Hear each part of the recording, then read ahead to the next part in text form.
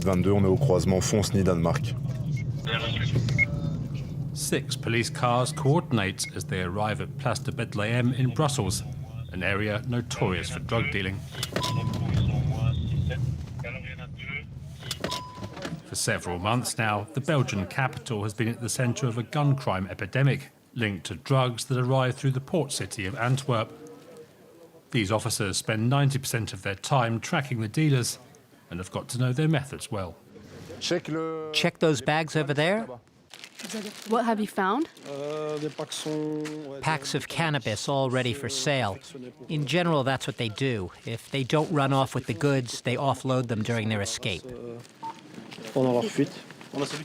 250 grams of cannabis hastily thrown into a flower pot as the police arrived. Only those actually carrying drugs are arrested, the rest are released. We cannot pin the sale on them because the goods were not found directly on them. These are vulnerable people deliberately targeted by gangs, in particular powerful ones from the French city of Marseille, who have recently been moving in on Brussels. This is something we've seen them doing in Marseille and here. They use people living on the fringes of society. The homeless, minors, people living in poverty who are easy to influence and intimidate.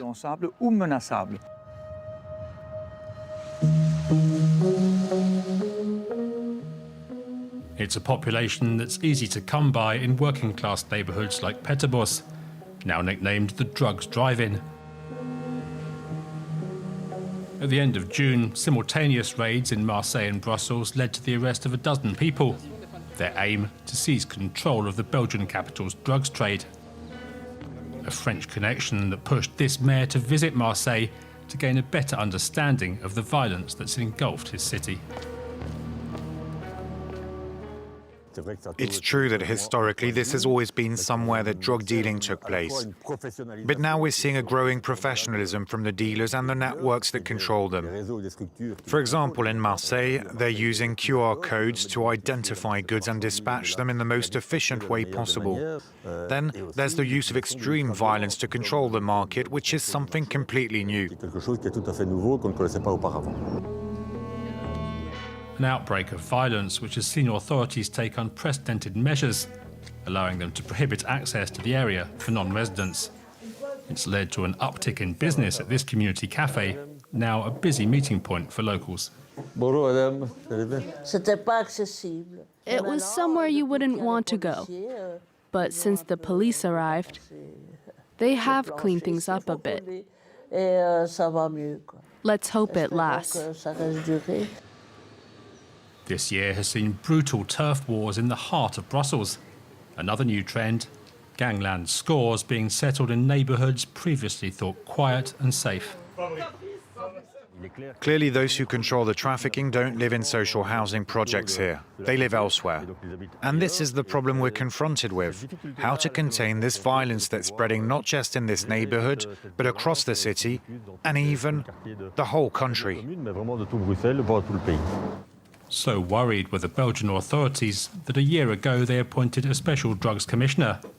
She meets us here, the location of the office kept secret for security reasons. Belgium must defend itself to avoid becoming a narco state. That means defending democratic structures, and we can't do that without investment. We need to go after the money, and we want a system of asset recovery, seizing the property and assets of criminal organizations, then reinvesting them in society. The violence of the drugs trade can be felt at this supervised drug injection site. Its manager says the refugee crisis and pandemic have left ever more people in vulnerable situations. Successive crises have meant an increasing lack of security. You have a potential workforce that the traffickers can approach and say, "We can offer you an income." We're creating conditions that could be conducive to the establishment of a parallel economy. This addict agrees to talk to us on condition of anonymity. He's been using drugs for over 30 years, and says there's been a dramatic change in the market in recent years. Cocaine has taken over heroin in Brussels and at rock-bottom prices. It's almost as if they are giving it to you. And that's where the fighting comes from. One neighbourhood against another. Getting a weapon, a firearm, it's really easy, so there's going to be conflict. Soon it will become like Marseille if this continues. Out on the streets, the police return from their patrol. They learn the dealers they've only just searched are already back at their favourite spot. We're giving this a lot of resources, time and energy. And in the end, after 5 to 10 minutes, they are back there. Working with drugs is like trying to empty the ocean with a teaspoon.